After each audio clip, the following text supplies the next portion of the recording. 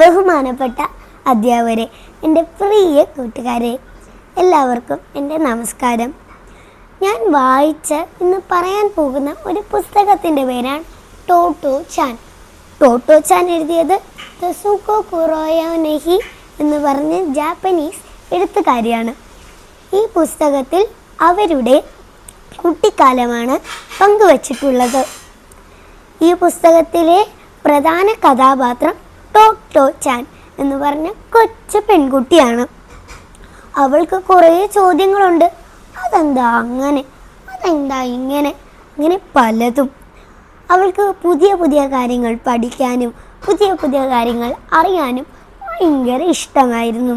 പക്ഷെ ആ കൗതുകം അവളുടെ സ്കൂളിലെ അധ്യാപകർക്ക് മനസ്സിലായേ ഇല്ല.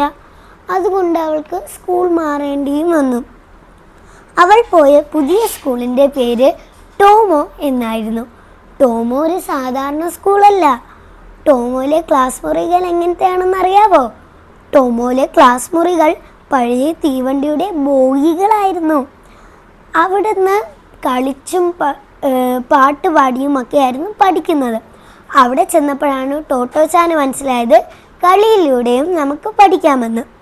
അവിടുത്തെ പ്രധാന അധ്യാപകനായിരുന്നു കോബയാഷി മാസ്റ്റർ. മാസ്റ്റർ എല്ലാ കുട്ടികളെയും എല്ലാ കാര്യത്തിനും പങ്കെടുപ്പിക്കുമായിരുന്നു. ഈ പുസ്തകം വായിച്ചപ്പോൾ എനിക്ക് സങ്കടവും സന്തോഷവും തോന്നി. ഈ പുതിയ സ്കൂളിൽ പോയതും തിരിച്ച് തീവണ്ടിയിലൂടെ വീട്ടിൽ വന്നതും വായിച്ചപ്പോൾ എനിക്ക് നല്ല സന്തോഷം വന്നു.